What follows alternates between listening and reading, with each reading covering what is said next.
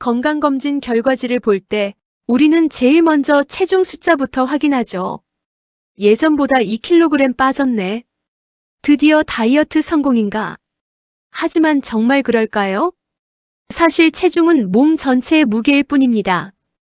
그 안에는 지방도 근육도 수분도 심지어 뼈의 무게까지 포함돼 있어요.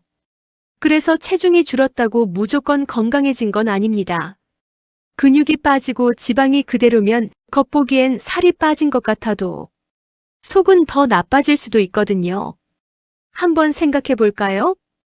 같은 60kg이라도 한 사람은 근육이 많고 지방이 적고 다른 사람은 근육이 적고 지방이 많은 상태라면 두 사람 모두 같은 체중이지만 몸 상태는 완전히 다릅니다. 이게 바로 오늘 이야기할 핵심입니다. 건강은 체중이 아니라 체지방률이 좌우합니다. 체지방률이란 무엇인가? 그럼 체지방률이란 정확히 뭘까요? 쉽게 말해 내 몸의 총무게 중 지방이 차지하는 비율이에요. 예를 들어 체중이 60kg이고 지방이 12kg이라면 체지방률은 20%가 됩니다. 즉 60kg 중 12kg이 지방이라는 뜻이죠. 체지방률이 높다는 건 그만큼 몸속에 지방이 많이 쌓여 있다는 신호이고 반대로 낮다는 건 근육과 수분이 많은 건강한 몸이라는 뜻입니다.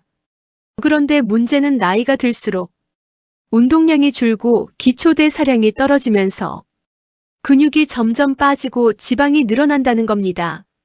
그래서 50에서 60대 이후에는 체중이 그대로라도 체지방률이 급격히 증가해요. 몸무게는 안 늘었는데 혈압, 혈당, 콜레스테롤이 오르는 이유가 바로 여기에 있습니다. 체지방률의 정상 기준. 체지방률은 남성과 여성의 기준이 조금 다릅니다. 보통 남성은 10에서 20%, 여성은 18에서 28% 정도가 정상 범위로 봅니다. 그리고 남성 25% 이상, 여성 30% 이상이면 비만으로 분류됩니다. 다만 참고로 해외에서는 여성의 기준을 35% 이상으로 보는 경우도 있습니다. 즉 나라나 연구기관에 따라 기준이 다소 다를 수 있다는 점, 그 부분만 기억하시면 됩니다. 여성은 기본적으로 생리적 지방량이 남성보다 높기 때문에 정상 범위 자체가 조금 더 높게 잡히는 게 자연스러운 거예요. 무엇보다 중요한 건 자신의 변화 추이를 꾸준히 보는 것. 이게 진짜 건강의 척도입니다. 체지방률이 높을 때 생기는 문제. 체지방률이 높으면 단순히 살이 찐다로 끝나지 않습니다. 몸 안에서는 여러 가지 변화가 일어납니다. 첫 번째, 내장 지방이 증가합니다. 복부 안쪽 장기 주변에 지방이 쌓이면서 혈당을 조절하는 인슐린이 제대로 작동하지 않게 됩니다. 결국 당뇨병, 고혈압, 고지혈증 같은 대사질환으로 이어지죠. 두 번째, 혈관이 딱딱해집니다.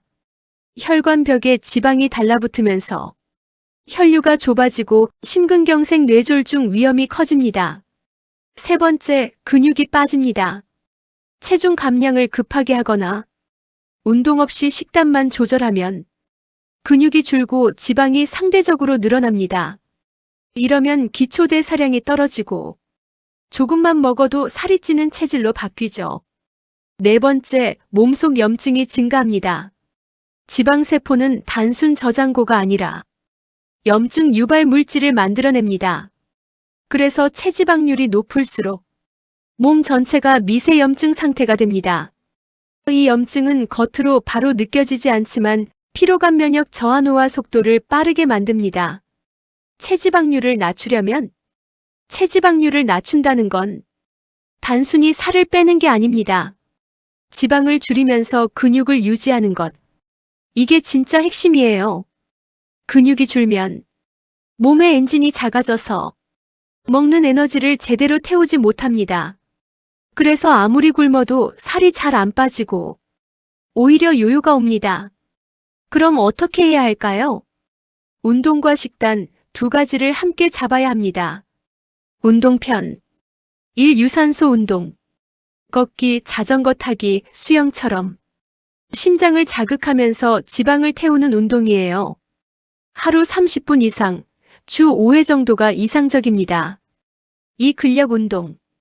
나이가 들수록 더 중요합니다.